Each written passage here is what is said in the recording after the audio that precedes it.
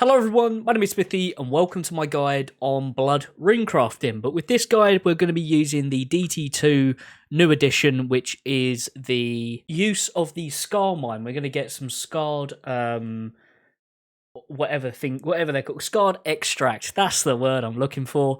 So we're starting over at the Wizard's Tower. I've taken the fairy ring to go over here, or you can use the minigame teleport to Guardians of the Rift, or whatever that necklace is. I don't think I've ever seen one of those in my life. Or you can just run down from Draenor, Lumbridge, wherever. But we're going to start off in Wizard's Tower, and we're going to go downstairs to the bloke who takes us to Guardians of the Rift, because to get to the Scar Mine, we need to go through there. So we're going to go over here. I open the door. Open Sesame, and we go in the portal. And yeah, so the Scar Mine, it gives you a bit more bang for your buck when it comes to making blood runes. Obviously, if you haven't got Desert Treasure 2 done, you don't need to worry about this bit. You can skip forward in the video. But I wanted to include this because I've not actually seen it mentioned in a runecrafting guide before. So we're going to hop over these steps, then we're going to hop over this stepping stone here, and then we're going to enter through the passage. And here we go. So the first time you're coming in here, you're going to need to speak to this guy here. Go through the chat dialogue and everything like that. You'll know if you've done it right because it will allow you to start mining these kind of ore here. Not now, Posty Pete. Not now, mate. If it does, you're all good. If it doesn't, just keep talking to him, going through all the chat dialogue, everything like that. So we're going to use the coffer. We're going to drop off some money in here. When my game decides to stop lagging. That much. So it is rather expensive. All right, I'm not going to lie. It is pretty expensive.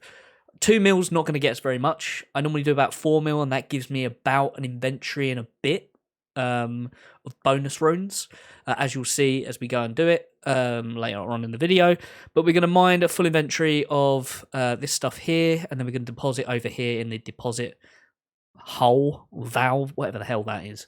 I don't know how to describe anything in this place because it all looks a little bit sus. And they do deplete as well, so let's jump on this one. And yeah, we'll then deposit down here. And then we come to the withdraw bit. All right, cool. And you want to go with this scarred extract. How much do we want to do? We want to do all of it. And yeah, that's it. Job done on that bit. We can now go over to the blood rune crafting area. And for that, I'm going to teleport home and use a fairy ring.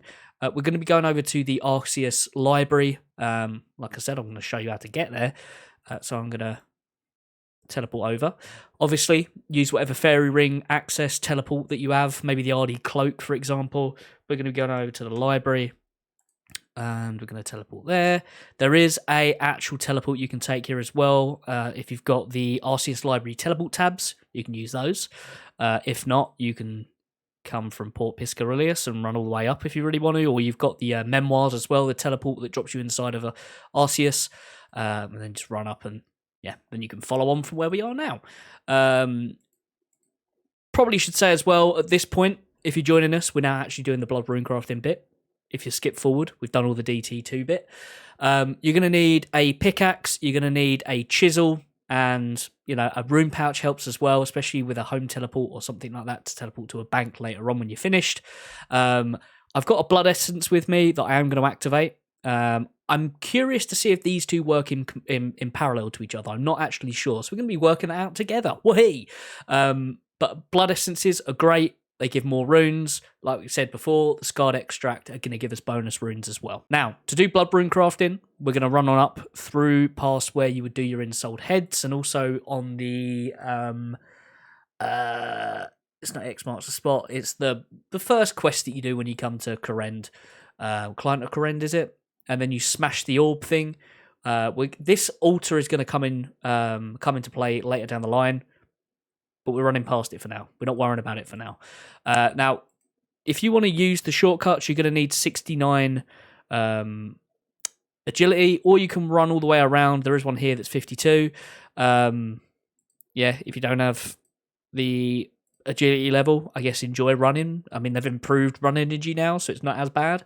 But I would say it does really help, especially if you're going to spend a lot of time here. I would also recommend having the full whatever it's called, the eye outfit, the outfit from Guardians of the Rift. I don't have that yet. I'm working on it. But I would highly recommend using that as well, as you're going to get maximum amount of runes as possible. But essentially, we're going to run down. We're going to chip at this dense runestone. I do have a celestial ring with me to kind of hopefully get the bonus from it. I don't know if it really procs here. I've just got it on. Makes me feel better. But I'm going to mine a complete inventory, and then when I've done that, I'll see you when I see you, and we'll go on to the next step. These do deplete, so you will have to go back and forth between the two runestones and fill up your inventory. You can do the old smashing if you have a dragon pickaxe. Rune pickaxe is fine. Adamant pickaxe is fine, I think. Yeah, not a hard requirement for a dragon pickaxe. Now, if you don't have the full runecrafting outfit like I don't, highly would recommend graceful, because we are going to be running around a lot. Yeah, we are going to be running around. A stamina is probably good, but I wouldn't waste one here. It's pretty chill. You're normally going to be doing this AFK. I wouldn't stress about it if you haven't got, weight reducing stuff or a stamina pot. Wouldn't worry about it. You could bring an explorer's ring if you really want to and stam up that way. But like I said, this activity is mainly doing it when you're kind of half braining playing RuneScape and you're doing something else more interesting. But yeah, don't worry about it if you don't have the outfits. It's all good. It's all good. All right, we can see that that's just depleted. I don't think I've ever had this many from one runestone before. Something must be going my way. But yeah, we only need 2 more, and there we go. The ring did proc, and it gave us double bubble. Love that.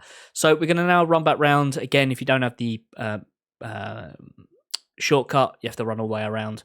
We're going to climb back over, and now we're going to go to the Dark Altar. So we're going to run on over, and we're going to use just by venerating on it, it will do your whole inventory. But yeah, once we click on it, there we go. We see these all go a bit darker. And then when we're running back, we're going to use our chisel, and we're going to chisel them all down into fragments. I can't remember what the name of it is. I just see it's there and go, cool, sick sound. So you can get a full inventory's worth in one stack. But obviously the way it works, you're not going to run back there just for like 3 extra. So we're going to do another inventory, and then we're going to run up and make some blood runes. So we're going to do the same thing again, chip the dense runestone, fill it up, and then we're going to go back to the Dark Altar, and I'll see you when we're running back there. There we go, got another inventory, so we're going to run on back and climb over the shortcut. Again, if you don't have the shortcut, womp, I guess. Enjoy running around again. Yeah, we're going to do that. We're going to climb over, going to run back, do the same thing on the Dark Altar. But this time, I'm not going to bother chiseling. It'll only do a couple of them, so it's not really worth it. We're going to do that when we actually get to the altar itself. So let's drop them off. There we go. Nice. And then we're going to follow on down. And instead of going straight on and then left to where the fairy ring is, we're going to go left a little bit early. And then we're going to come back on ourselves. So what you can do is like click here, like on the minimap, like I just did. And it'll just run around for you, which is nice and reclined. And it will path you around quite nicely. And yeah, when we get down here a bit further, we'll be able to click up here. And it will take us right the way around. So this is it's not the Blood Altar, because that's its own thing, right? The what's it called? It is called it is called the Blood Altar, but there's another Blood Altar. It gets confusing, right? There's things with the same name. It's all my little brain can't take it. So first things first, we're going to click on the altar, and that's going to do this set of fragments here. We can see that that's used up all of our scar fragments, and that's given us 5,399 blood runes. That's not bad, is it? It's not bad at all. Normally, I think it's about 1,000. Something like that. And then we're going to chisel up all of our other essence blocks, make some more, and then that's going to come off of our blood essence. So that one trip, 5,563. I think an inventory is normally about 1,000. Normally a few hundred. It's nothing crazy. So if you've got a load of money to spare, buy as many of those scar things as possible, because you're going to be raking it in on the blood runes. Like I just said, that's given us over 5.5k. Now I'm going to go through the whole of this blood essence until it's used up, because I don't really want the clutter up my bank anymore. But yeah, that's pretty much it for our blood rune crafting guide. To get back, you can run back down here, and there is a rock that you can climb down on, but again, it's an agility shortcut. You're going to need 73 for that. So if you don't have the agility level for that, you're not going to have it for this. But if you do, you can climb down it. If you don't, you're going to have to run all the way back round. So I would highly recommend 73 agility. You could boost if you really want to. Yeah, that's up to you. But I hope you guys have found this guide useful. And obviously, if I've missed anything, please, by all means, drop it down in the comments. If you've got any questions, I'd love to hear them as well. And I'll do my best to get back to you as well in the comments. If you're new around here, please do consider subscribing. I'm going to be making a lot more guides like this of me going through how I'm doing, certain training methods. I'm thinking of doing one about how I do my crafting grind as well, because I'm going for 99 at the moment. And I think I've got a pretty cool setup with how I do my bank and all the menu swappers and all that sort of stuff. So there'll be a video up soon about that. But yeah, thank you very much for watching. Stay safe, and I'll see you all very soon. Bye.